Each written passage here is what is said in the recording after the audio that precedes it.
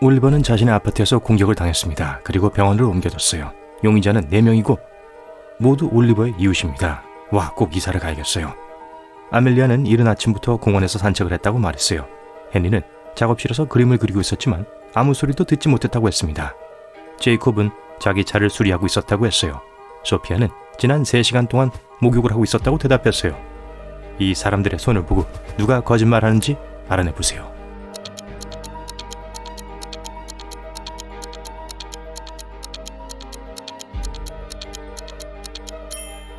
차를 수리하던 제이콥과 그림을 그리던 헨리의 손이 모두 이렇게 깨끗하다니 좀 이상하네요. 하지만 장갑을 끼고 작업했을 수도 있습니다. 반면에 소피아의 손과 손가락에는 주름이 없네요. 욕조에서 3시간이나 보냈다면 그게 자연스러운 피부 반응 아닌가요? 그러니까 범인은 부드러운 손을 가진 소피아입니다. 경찰은 마을에 새로운 밀수업자가 있다는 걸 알아냈습니다. 3사람이 혐의를 받고 있었어요. 스쿨버스 운전사인 루나, 소방차 운전사인 잭슨, 구급차 운전사인 다니엘이었죠. 이들 모두는 바로 아침부터 일을 하느라 바빴다고 주장하고 있습니다. 여러분은 누가 밀수업자인지 알아낼 수 있겠어요?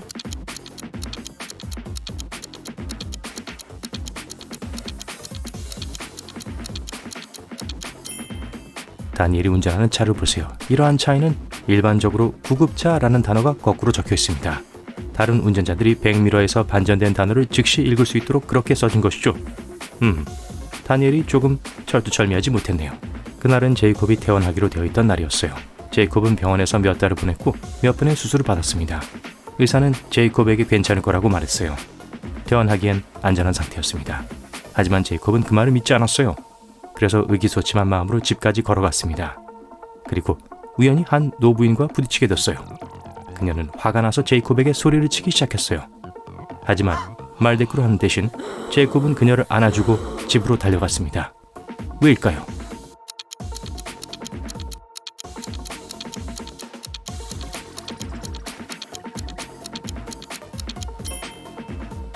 제이콥은 청력을 잃었었습니다. 이 문제에 도움을 받을 수 있을 거라고 생각하지 않았죠. 하지만 그 여자가 자신에게 소리치는 것을 들었을 때 의사가 자신에게 사실을 말했다는 걸 깨달았어요. 의사가 제이콥에게 소리를 지르면서 말했어야 했나 봐요. 클로이는 그날 늦게까지 사무실에 있었어요. 집으로 운전하고 있을 때는 완전 녹초가 된 상태였죠. 그때 갑자기 졸음이 쏟아지기 시작했어요. 그리고 사고가 일어났습니다. 클로이는 길에서 벗어나 길가에 있던 울타리를 뚫고 추락해버렸습니다. 더 이상 차를 제어할 수가 없었어요. 차는 가파른 언덕을 미끄러져 내려가다가 결국 호수로 떨어졌어요. 클로이는 바로 움직일 수 없었습니다. 전혀 꼼짝도 하지 않아서 안전벨트를 풀거나 차 문을 열 수도 없었습니다. 차는 호수 바닥으로 가라앉았어요. 클로이에게는 희망이 없을까요? 구조대원들은 3시간 후에 도착했습니다. 클로이는 아직 차 안에 있었지만 살아있었어요. 어떻게 살아남았을까요?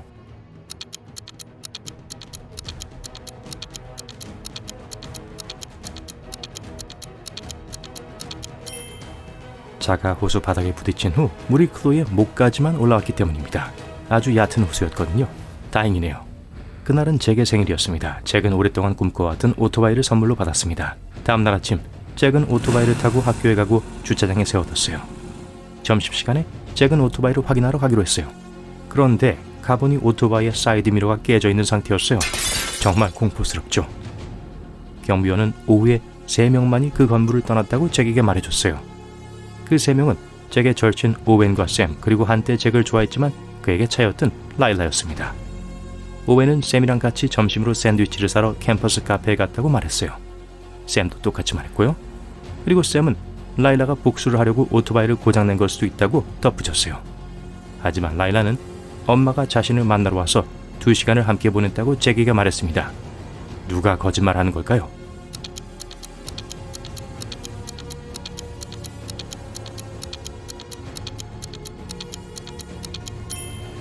오웬의 종이봉투엔 배달 음식이라고 쓰여있네요. 점심을 카페에서 사온 게 아니라 주문했다는 뜻이죠. 이 둘은 잭의 사이드미러를 깨고 라일라를 모함하려 했습니다. 별로 좋은 친구들은 아니죠. 테일러 형사는 위험한 범죄자를 쫓고 있었습니다. 그때 갑자기 그가 병원으로 들어갔어요. 이런, 병원에는 방이 수백 개나 되잖아요. 다행히도 그날은 비가 왔고 범인은 병원 바닥에 발자국을 남겼습니다. 형사는 발자국을 따라 작은 방으로 들어갔습니다. 그곳에는 3명의 사람들이 있었고 모두 머리부터 발끝까지 붕대로 가려져 있었습니다. 이들 중 한 명이 가짜 환자라는 거죠. 누구일까요?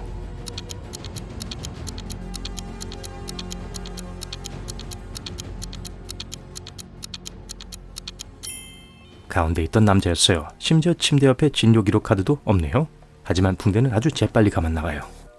한 대기업의 CEO가 경찰을 불렀습니다. 그는 직원 중 한 명인 빅토리아가 비밀 정보가 담긴 USB를 훔쳤다고 확신했습니다. 그녀는 경쟁사에 그 정보를 팔려고 했죠. 경찰은 빅토리아의 집에 도착했지만 그녀는 영장이 없다면 집에 들어올 수 없다고 했어요. 경찰관들은 필요한 서류를 가지러 모두 떠나야 했습니다. 그들이 돌아왔을 때 빅토리아는 이미 차에 앉아서 집을 떠날 준비를 하고 있었습니다. 경찰관들은 그 여자를 체포했어요. 그리고 차와 옷을 수색했지만 아무것도 발견하지 못했습니다. 그리고 나서 포기를 하려고 할 때 형사들 중 한 명이 빅토리아가 USB를 어디에 보관하고 있는지 깨달았어요. 여러분도 알아낼 수 있으시겠어요?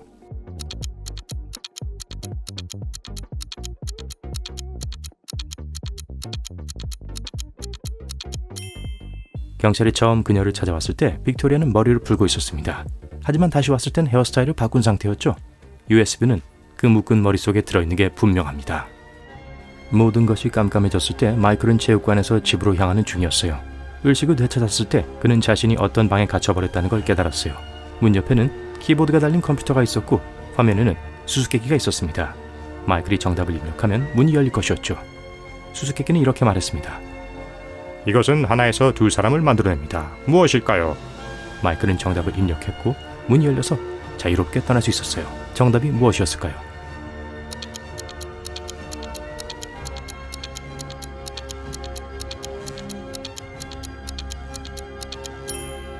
거울입니다.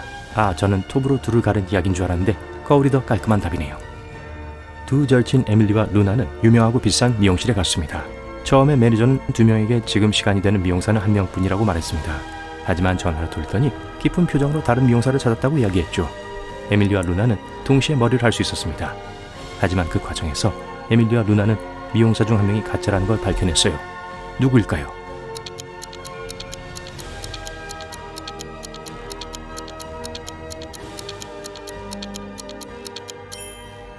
두 미용사 모두 평범한 가위를 사용하고 있었습니다. 하지만 왼쪽에 있는 사람은 헤어스프레이 대신 벌레 스프레이 캔을 들고 있네요. 네, 그게 바로 큰 단서였습니다. 자전거를 탄 한 남자가 사라의 가방을 낚아채고 떠나버렸습니다. 거기엔 사라의 서류, 돈, 스마트폰이 들어있었어요. 사라가 가방을 되찾을 수 있는 유일한 방법은 누군가의 차를 타고 범인을 쫓는 것이었습니다. 근처에는 세 대의 차량이 주차되어 있었어요. 루나는 어떤 차를 훔쳐서, 빌려서 범인을 쫓을 수 있을까요?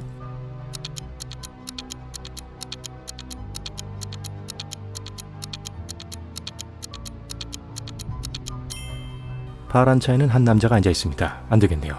만약 빨간 차를 타기로 결정했다면 CCTV에 찍히고 말 거예요. 유일하게 남은 건 갈색 차입니다. 사라요? 가방을 되찾으면 자동차도 돌려줘야겠죠. 그렇지 않으면 사라도 대도가 될 겁니다. 메리와 남동생 알렉스는 숲에서 버섯을 사냥하고 있었습니다. 잠깐, 버섯을 사냥한다고요? 도망가지 못하게 숨어있다가 다가가는 건가요? 그러다가 둘은 싸우기 시작했고 알렉스는 화가 나서 도망쳤습니다. 몇 분 후 메리는 알렉스를 쫓아갔어요. 메리도 여전히 화가 난 상태였지만 조금 걱정이 되었거든요. 곧 메리는 작은 강에 다다랐습니다. 물가에는 한 남자가 앉아 있었어요. 여기서 10대 남자애 보셨나요? 라고 메리가 물었어요. 네, 방금 배를 타고 건너편으로 갔어요. 하지만 메리는 그 남자를 믿지 않았습니다. 왜일까요?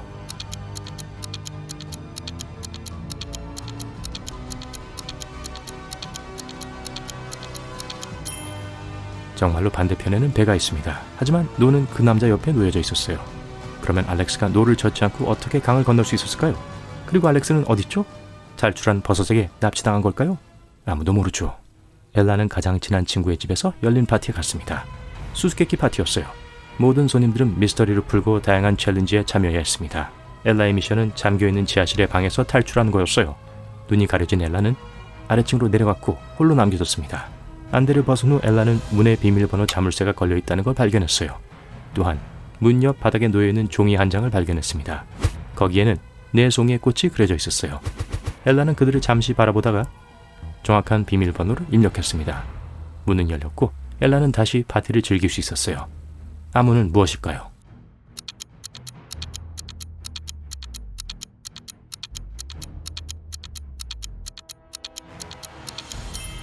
엘라는 꽃에 꽃잎을 세웠어요. 암호는 5748이었습니다. 카터는 다른 도시에 살고 있는 친구 마테오를 만나러 갔습니다. 마테오는 수수께끼를 좋아했어요.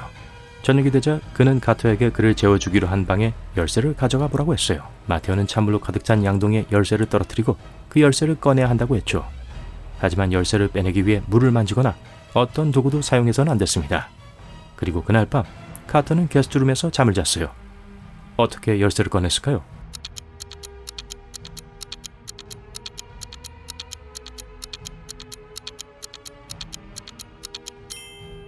카터는 양동이를 불 위에 놓았습니다. 물은 끓기 시작하더니 곧 증발해버렸죠. 그리고 카터는 열쇠를 꺼낼 수 있었습니다. 마테오가 열받겠어요. 노라는 보험 설계사였어요. 한 번은 노라의 고객이 아침 일찍 전화를 했습니다. 그녀는 울고 있었어요. 밤에 누군가가 그녀의 집에 침입을 했다고 하네요. 아래층으로 내려갈 용기가 생겼을 때 도둑은 이미 모든 귀중품을 가져간 상태였습니다. 창밖을 내다봤을 때 그 범인은 도망을 치고 있었어요. 범인이 어떻게 생겼는지 기억하세요? 라고 노라가 물었어요. 고객은 이렇게 대답했습니다. 밖이 여전히 어두운 상태였지만 키가 크고 마른 체형의 남자라는 건 볼 수 있었어요. 검은 머리에 브이넥 티셔츠를 입고 있었죠. 노라는 그녀의 고객이 이 도둑질을 계획했다는 걸 즉시 깨달았습니다. 어떻게 알아냈을까요?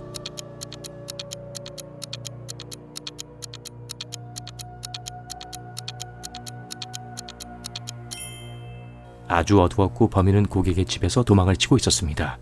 그럼 그녀는 어떻게 그 범인이 브이넥 티셔츠를 입고 있다는 걸 알 수 있었을까요?